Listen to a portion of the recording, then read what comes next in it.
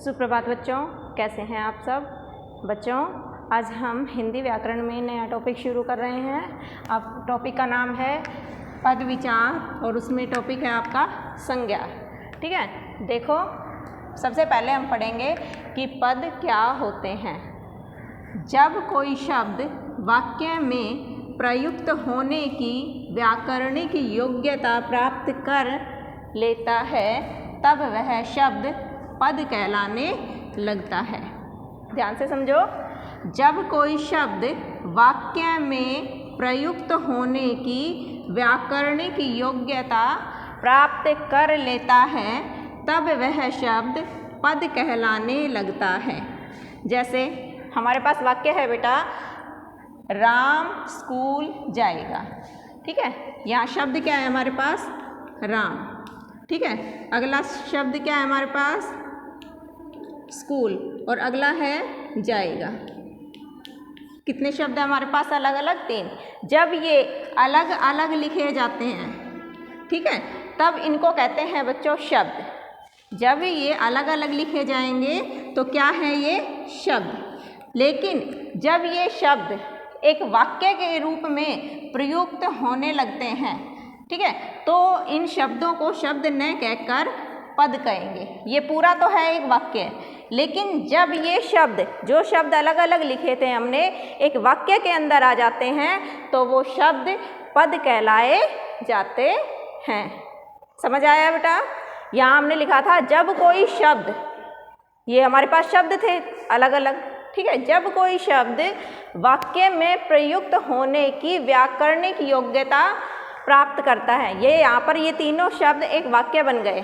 ठीक है, इनमें योग्यता है कि ये एक वाक्य बना रहे हैं। ठीक है, तो ये शब्द क्या कहलाएंगे? अब पद कहलाएंगे। अब यहाँ पर राम क्या है? एक पद है। जब ये अलग लिखा हुआ था तब ये एक शब्द था, जब यह एक वाक्य में लिखा गया है तो ये एक पद बन गया है। इसी तरह यहाँ पर स्कूल क्या है? एक पद है। और जाएगा शब्द भी क्या है? यहाँ पर एक पद। ठीक है, आगे देखो, ये जो पद होते हैं वो कितनी तरह के होते हैं? पद 2 प्रकार के होते हैं, एक विकारी और एक अविकारी। कितने तरह के पद? 2 तरह के, विकारी और अविकारी। अब हम बताएंगे आपको कि विकारी जो पद होते हैं वो क्या होते हैं। जो शब्द, ठीक है, या जो पद लिंग, वचन, काल, कारक, इनके आधार पर जिन पदों में या जिन शब्दों में परिवर्तन हो जाता है या विकार उत्पन्न हो जाता है, ऐसे शब्दों को हम विकारी शब्द कहते हैं या विकारी पद कहते हैं। एक बार फिर से समझो, जो शब्द लिंग के आधार पर, वचन के आधार पर, ठीक है, और काल और कारक, इनके आधार पर जिनमें परिवर्तन आ जाता है उनको हम विकारी पद कहते हैं। और जिन पदों में लिंग, वचन, काल, कारक, इनका कोई प्रभाव नहीं पड़ता है या वो नहीं बदलते हैं, ऐसे पदों को हम अविकारी पद कहते हैं। जो अविकारी पद होते हैं उन्हें बेटा हम अव्यय पद भी कहते हैं। ठीक है, आगे देखो, जो विकारी पद होते हैं वो कितनी तरह के होते हैं? 4। संज्ञा, सर्वनाम, विशेषण और क्रिया। जो विकारी पद कितनी तरह के? 4 तरह के, संज्ञा, सर्वनाम, विशेषण और जो क्रिया। ये तो हम पढ़ते ही आए हैं हमेशा से। संज्ञा शब्द पढ़ते हो, सर्वनाम भी पढ़ा है आपने 5वीं में, विशेषण, क्रिया सब पढ़े हैं। ये सब किस में आते हैं? विकारी पदों में। ठीक है, विकारी पद का मतलब है एक वाक्य में अगर नाम है राम खाना खाता है, राम खाना खाता है, ठीक है बेटा, लेकिन अगर इस राम की जगह मैंने इसका परिवर्तन कर दिया, लिंग परिवर्तन कर दिया, राम की जगह मैंने सीता लिख दिया, ठीक है, तो खाना, ठीक है, और यहाँ फिर खाती है। जब इधर हमने लिंग परिवर्तन किया तो इसकी क्रिया जो खाता था वो खाती हो गया है, देखो। ठीक है, तो परिवर्तन आया तो ये कैसे शब्द हो गए? विकारी। लेकिन जिनमें परिवर्तन नहीं होता वो होते हैं अविकारी। अविकारी पद में कौन कौन से आते हैं बेटा? क्रिया विशेषण, संबंध बोधक, समुच्चय बोधक, विस्मय आदि बोधक। ठीक है, विकारी में क्या क्या थे? संज्ञा शब्द, सर्वनाम, विशेषण और क्रिया। और अविकारी में कौन कौन से आते हैं? क्रिया विशेषण, संबंध बोधक, समुच्चय बोधक और विस्मयादि बोधक। ठीक है, यहाँ तक तो था बेटा आपका पद। अब जो पद के हमने विकारी जो पद हैं उसमें से पहला टॉपिक लिया है संज्ञा का। अब हम पढ़ेंगे कि संज्ञा क्या है। संज्ञा की परिभाषा ज़्यादा डिटेल में मुझे बताने की ज़रूरत नहीं है, आप हमेशा से पढ़ते आए हैं। ठीक है,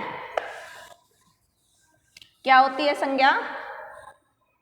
किसी व्यक्ति, वस्तु, स्थान, भाव, गुण, दोष, ये सब क्या है बेटा? संज्ञा।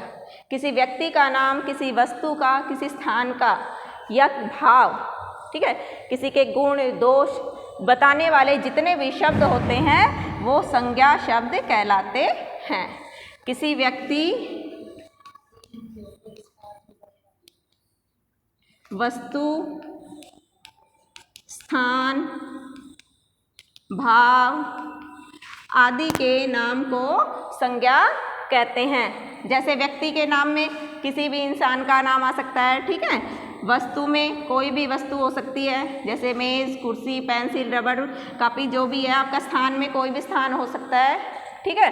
बैंक हो गया, आपका अस्पताल हो गया, कोई भी। और भाव होती हैं भावनाएं, जो हमारी फीलिंग्स होती हैं। इसमें गुण, इंसान के गुण, दोष सब आ जाते हैं, जैसे अच्छाई है, कड़वाहट है, बुराई है, ये सब शब्द हैं, ठीक है। ये हो गए आपके संज्ञा शब्द। अब आता है संज्ञा के भेद।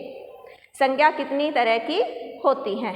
संज्ञा 3 होती हैं। सबसे पहले व्यक्तिवाचक संज्ञा, उसके बाद जातिवाचक संज्ञा और तीसरा है बेटा भाववाचक संज्ञा। तीसरा क्या है हमारा? भाववाचक संज्ञा, ठीक है। तो सबसे पहला है व्यक्तिवाचक संज्ञा। इसमें जो शब्द किसी विशेष व्यक्ति के बारे में ज्ञान कराता है, ठीक है। किसी व्यक्ति, वस्तु आदि, किसी पर्टिकुलर एक के बारे में जब ज्ञान होता है हमें, तो वहाँ व्यक्तिवाचक संज्ञा होती है। और जो शब्द किसी पूरे एक समूह के बारे में, किसी पूरी जाति के बारे में ज्ञान कराते हैं, वहाँ जातिवाचक संज्ञा होती है। और जहाँ भावनाओं का ज्ञान होता है, जो शब्द किसी की भावनाएं व्यक्त करते हैं, किसी के गुण, दोष आदि का हमें ज्ञान कराते हैं, उसे भाववाचक संज्ञा कहते हैं। जो आपकी जातिवाचक संज्ञा है उसके 2 भाग हैं बेटा, एक समुदायवाचक और एक द्रव्यवाचक। समुदायवाचक में जहाँ किसी शब्द से हमें पूरे समूह का ज्ञान होता है, वहाँ समुदायवाचक संज्ञा होती है। जैसे अब हमारा हो गया बंदर। अब हमने कोई शब्द है बंदर, अब हम बंदर का जो जिक्र कर रहे हैं वो पूरी बंदर जाति के बारे में बता रहे हैं। जैसे गाय घास खाती है, गाय घास खाती है।